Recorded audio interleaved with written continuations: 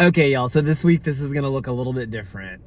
This is gonna be quick, and it's an invitation and a challenge. Hi, my name is Nathan Harrington. I'm a leadership coach, and I'm on a mission to empower leaders to lead from a whole new paradigm. One where they really care for the people that they're serving, where they're committed to developing their emotional intelligence, all in the name of making the world a better place. As you can see, I'm not in my normal setup.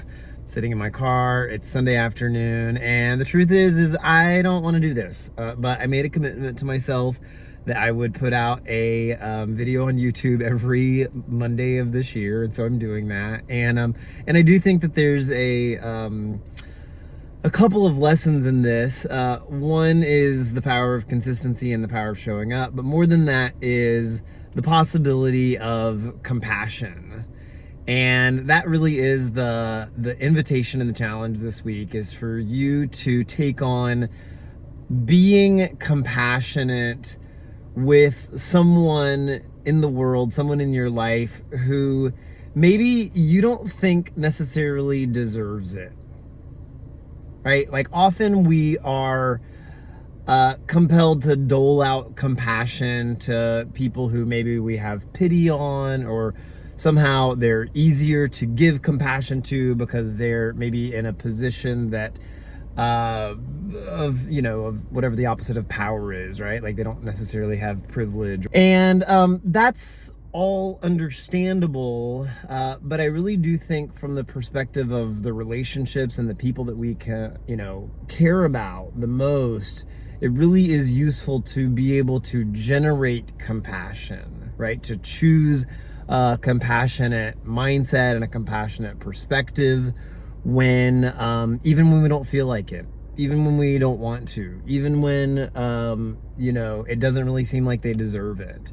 That in and of itself can impact the quality of our our lives and our relationships, but even our own experience of the relationship. So that I was gonna say one other thing about that. Now look, you might hear compassion and be like, there's some people in the world who they need to be held accountable. They need to be, if I'm compassionate with them, if I don't hold their feet to the fire, then they're gonna keep doing what they've been doing, and how are they gonna learn their lesson? Well, look, compassion is not mutually exclusive with accountability. And actually, I would assert that accountability without compassion is just judgment and inhumane, and that compassion without accountability is toxic, right? That it actually can be ruinous. There's a book that I've just read called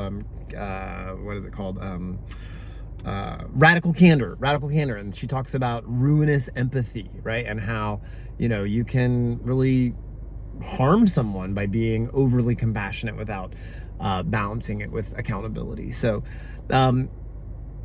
for many of us, the compassion side is the place that we need to practice and lean into, and others of us, that's the accountability side that we really need to practice and lean into. But really it's striking a balance of those, where we are giving space to people's humanity, right? Allowing them to make mistakes, and to generously and quickly give forgiveness and kindness to that, and to also hold them as capable for showing up better in the future. So that's the invitation. Go out and practice being compassionate with others, especially if it doesn't seem like they deserve it, right? And you might consider that you are the person that you might practice being compassionate with, even if you don't think you deserve it. That is a part of what I'm practicing right now just by putting out this video.